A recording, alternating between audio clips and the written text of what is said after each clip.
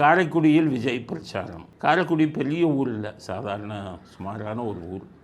அதில் அவ்வளோ கூட்டம் வருது காரைக்குடியில். அந்த வீடியோவை பாருங்கள்.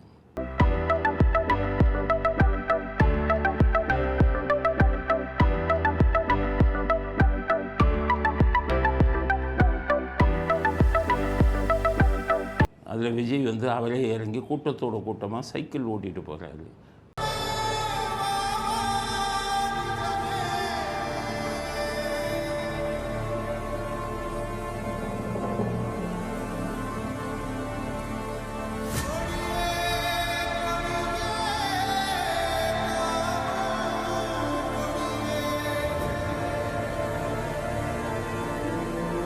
ஜாக்கிரதையாக இருக்கணும்.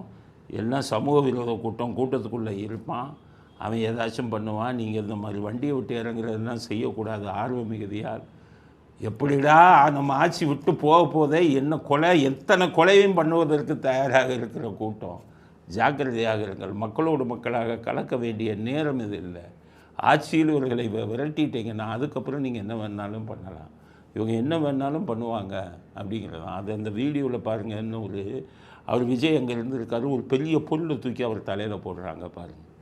காரைக்குடியில் ரோட் ஷோ சென்ற தாவேக தலைவர் விஜயின் தலையில் மர்ம பொருள் தாக்கியிருக்கிறது.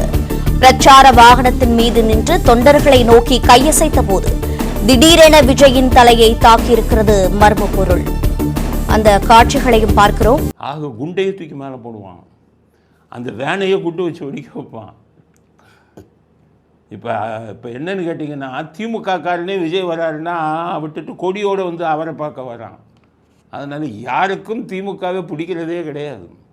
இப்போ எங்களுக்கு கிடைத்திருக்கும் தகவல் என்னன்னு கேட்டிங்கன்னா, தேமுதிக நிற்கும் 10 தொகுதிகளிலும் தோல்வியை அடைவார்கள். அங்கே இருக்கிற கட்சிக்காரன் திமுக காரன் பூரா அவர்களுக்கு எதிராக வேலை செய்கிறாங்க விருப்பில்.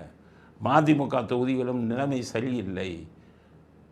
திருமாவளவன் இதில் 1-2 ஜெயிச்சா அதிசயம், 8ல். காங்கிரஸிலேயே இவர்களுக்கும் காங்கிரஸுக்கும் மிகப்பெரிய முரண்பாடில் இருக்குது. காங்கிரஸ் 3-4 தொகுதியில் ஜெயிப்பார்களா அப்படிங்கிறதே சந்தேகமாக இருக்கிறது. கம்யூனிஸ்டுகளும் தலையில் துண்டை போட்டுக்கிட்டு இருக்காங்க. 1-2 ஜெயிப்போமான்னு. அவங்க கூட்டணி நிலைமை இவ்வளோ மோசமாக இருக்குது.